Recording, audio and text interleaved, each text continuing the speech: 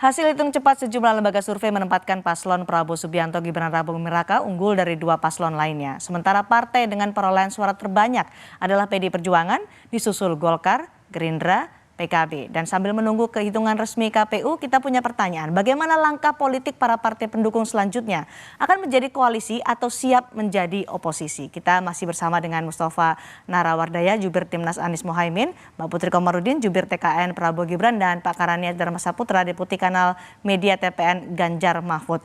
Jadi kalau kita bicara soal hasil Pilpres, Pileg meskipun saat ini masih dalam hitungan sementara soal hitung cepat, Koalisi Indonesia Maju kemarin sudah diisyaratkan oleh Prabowo Subianto bahwa akan merangkul semua unsur, mengajak berkolaborasi. Ini artinya seperti yang dilakukan oleh Jokowi saat ini, seluruh partai politik dirangkul. Oposisi sangat minim. Kalau kita melihat saat ini posisi hanya PKS ya di parlemen. Apakah seperti itu yang diambil langkahnya oleh Prabowo Subianto? Ya, kalau Pak Prabowo kan seperti yang disampaikan kemarin pada saat pidatonya, memang semangatnya sudah semangat rekonsiliasi. Karena beliau sangat yakin untuk pemerintahan yang efektif itu butuh semua stakeholder yang ada di parlemen tentunya untuk bisa mendukung, memberikan masukan dan evaluasi supaya program-program yang sekarang beliau jadikan visi misi itu bisa berjalan.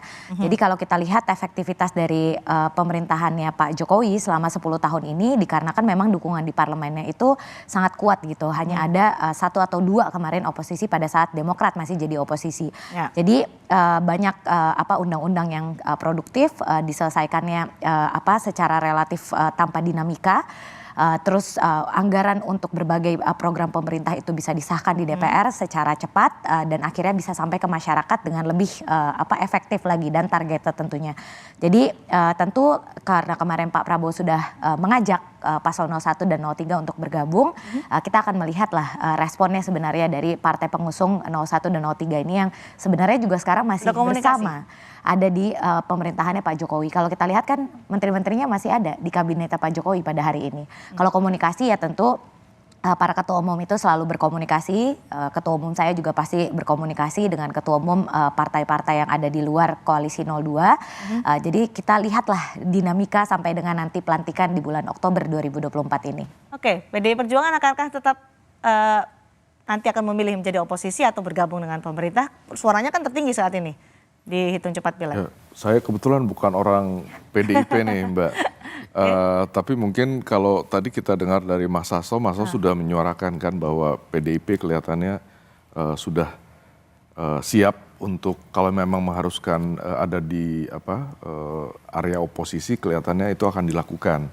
Nah coba tentu sekali lagi saya tidak dalam posisi untuk membuat pernyataan. Ya, tapi tadi disebutkan. Cuma yang ingin saya tekankan mungkin gini. Satu hal yang kelihatannya perlu kita evaluasi ya dari situasi Pilpres sekarang, kelihatannya memang kita harus memperkuat oposisi justru ke depan. Check and balance. Supaya check and balance ya, jadi jangan kita memberikan cek kosong gitu ya kepada presiden dan eksekutif. Saya kira check and balance, oposisi yang kuat, saya kira sama pentingnya dengan adanya pemerintahan yang kuat dan fungsional gitu. Oke, Rabu malam Gibran menyatakan di Istora Senayan, saya akan bertemu dengan paslon 1, akan bertemu dengan paslon 3. Sudah adakah sinyal-sinyal pertemuan itu, Pakar? Tadi seperti yang disampaikan Mas Ganjar dan juga setahu saya belum ada itu kan tadi undangan ataupun permintaan. Ada lagi komunikasi dari siang sampai malam ini? Sudah ada komunikasi dari... Setahu saya belum ada. Masih sama seperti yang disampaikan Mas Ganjar. Belum ada? Ya. Oke, dari Timnas Amin sudah ada komunikasi? Enggak ada sama sekali. Itu kan saya nggak jelas ya itu yang mau sowan itu Gibran sendiri atau sama Prabowo. Yang jelas saat ini kami masih fokus untuk mengawal suara karena kecurangan banyak sekali terjadi di mana-mana. Jadi kita masih mengesampingkan itu dulu dan saya bertanya pada Gibran kalau mau sowan posisinya sebagai apa dia itu? Statusnya gitu loh. Sebagai Gibran pribadi atau sebagai cawapres. Kan ini kan politik kan selalu dibaca dari sisi yang lain. Coba kalau Prabowo datang ke 3 atau 1, nanti beritanya kan beda ya. Episode berita kan berbeda itu tangkapannya. Wah berarti udah ngakui kemenangan tuh 03 atau 01. Akan begitu. Jadi emang sensitif sekali. Oleh karena itu sampai hari ini Amin masih tidak memberikan soal koalisi apa tidak atau posisi. Atau menerima Gibran atau tidak, permintaan juga nggak ada. Gibran cuma nyeletuk di atas panggung kan saya juga melihat kok. Dan itu kan maksud saya terlalu dini gitu. Ini masih kemenangan quick count, sudah seperti euforianya berlebihan, menurut saya tidak etis dan tidak menghormati KPU kan masih berjalan kan real count-nya kan. Tunggulah sabar sebentar gitu. Oke, belum ada komunikasi artinya dengan Gibran. Nah, tapi kan saat ini kita selalu melihat bahwa Amin adalah konsisten membawa suara perubahan, antitesa dari Jokowi. Ini kan bau-baunya oposisi nih, gitu, bau-baunya oposisi karena yang dibawa oleh Prabowo Gibran kan keberlanjutan. Ini yang belum akan kemana nih? Jadi ada 4 hal yang perlu saya sampaikan terhadap program yang ada Pak Jokowi sekarang. 4 itu pertama, kalau itu programnya baik, ya bermanfaat positif, akan diteruskan. Ada keberlanjutannya. Contohnya? Banyak lah. Ini tempat saya sebutin dulu ya, supaya nanti ketahuan pertanyaannya apa. Kalau bagus diteruskan. Tetapi yang kedua, kalau banyak kurangnya ditambahin, dievaluasi. Tapi kalau yang ketiga ini, kalau memang betul-betul program itu atau proyek itu tidak bermanfaat, kedepannya kayaknya kurang bagus menurut kami, ini akan dievaluasi total. Ya, berlanjut tapi dievaluasi total. Manfaatnya mungkin akan berbeda. Tapi yang keempat ini memang perlu program baru. Ketika yang 1, 2, 3 tidak ada. Yang keempat ini baru kita bikin program baru. Saya selalu bilang perubahan, ini waktunya perubahan. Ya, semuanya perubahan bukan berarti itu tutup. Contoh yang reklamasi. Bangunan yang sudah jadi nggak diambruin, tetap lanjut, dimanfaatkan untuk apa? IKN juga begitu, mau dimanfaatkan untuk apa? Kemarin saya dengar dari timnya Pak Anies ya, mungkin bikin seperti Istana Bogor, bukan sebagai ibu kota Nusantara. Seperti itu modelnya itu. Sekarang ini kalau misalnya suara paslon 1 dan paslon 3 bergabung, akan suaranya dominan dibandingkan suara dari koalisi Indonesia Maju. Kita mau fokus ke memberantas kecurangan ini dulu. Karena mengawal demokrasi, menurut teori, yang harus diberantas dulu itu kecurangannya. Yang kedua adalah berita negatif media. Berita negatif udah banyak ternyata, tapi nggak mempengaruhi. Jadi nanti yang soal soal kecurangan kita berantas dulu, membangun demokrasi yang marwahnya tinggi, baru kita ngomong soal merger atau partai-partainya menunggu dipinang karena ini kan mendapatkan kotel efek dari Anies. Nasdem juga suaranya naik, PKB kemudian juga suaranya naik, PKS juga meskipun sama tidak sekali kok saya nggak lihat ke arah sana rapat-rapat Timnas Amin itu nggak ada istilahnya nunggu nggak ada. Mereka fokus betul ngawal suara ini karena salah satunya yang harus kita kawal ya demokrasi ini jangan sampai dirusak kan seperti itu kira-kira. Sudah ada lobby-lobby belum sih Mbak Putri? Ya, kalau komunikasi kan memang dari awal masa kampanye pasti selalu terjalin ya. Karena para elit partai politik ini tentu ingin menjaga juga kondusivitas dari pemilu kita. Yang memang sangat menyita energi dan tentu kita tidak ingin apa yang terjadi di 2019, kebencian cebong kampret itu sampai akhirnya terjadi pada tahun ini. Dan kita bisa lihat sekarang relatif lebih damai. Karena saya yakin ini ada komunikasi yang terjalin terus antar ketua umum partai politik yang ada di paslon 01, 02, dan 03. Dan saya rasa kalau bilang tidak pada hari ini dengan rentang waktu yang masih sangat panjang sampai dengan nanti penghitungan selesai di Maret, terus nanti akan ada pelantikan untuk presiden dan wakil presiden, terlalu dini kalau kita menyatakan tidak ataupun akan menjadi oposisi karena siapa yang menyangka Pak Prabowo jadi menterinya Pak Jokowi pada tahun 2019 mengingat betapa intensnya persaingan pada saat itu. Jadi ya marilah kita saksikan penghitungan suara yang sekarang sedang berlangsung, kita jaga penghitungan Pilpres, kita jaga penghitungan Pileg, jangan sampai ada kecurangan, laporkan kepada lembaga yang terkait, gugat kalau perlu kalau memang tidak menerima hasil penghitungan suaranya. Oke, tapi apakah sudah ada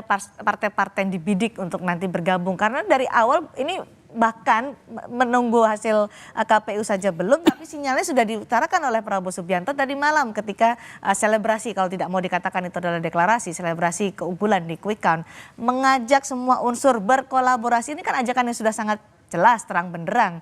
Sudahkah ada partai politik yang dibidik untuk berkoalisi nanti? Ya sebenarnya bahasa ini kan sudah beliau sampaikan pada saat debat terakhir kan, di mana beliau memberikan sinyal setuju dengan Pak Anies, setuju dengan Pak Ganjar, dan ini sebenarnya yang ingin beliau dengungkan gitu supaya pemilu ini tidak membuat permusuhan antar pendukung paslon yang kita tahu banyak terjadi sekarang ini. Jadi ya ketika beliau menyampaikan itu kemarin ya ini memang ajakan untuk rekonsiliasi karena ketika pemilu sudah selesai pasca Pilpres ini kita punya sebuah negara yang harus dibangun supaya visi Indonesia 2045 itu bisa benar-benar kita realisasikan.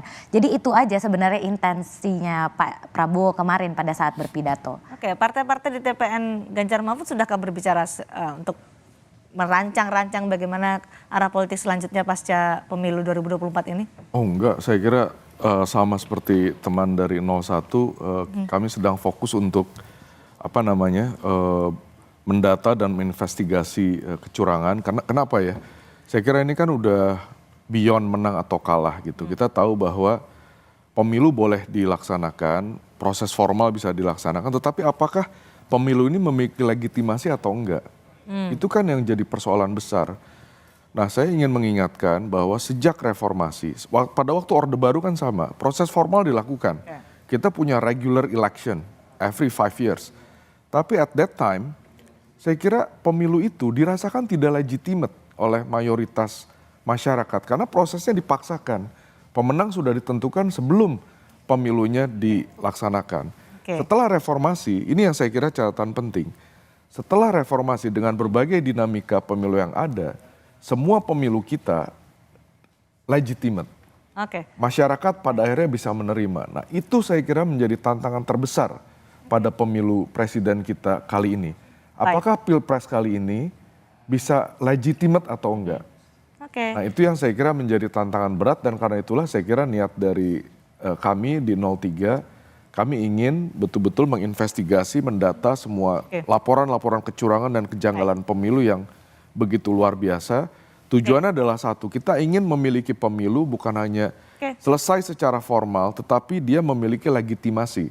Sehingga pemerintahan yang nanti berjalan itu adalah pemerintahan yang legitimate. Baik, meskipun ajakan untuk merangkul semua unsur sudah diutarakan oleh Prabowo Subianto, tapi sebenarnya masih fokus pada hasil pemilu 2024.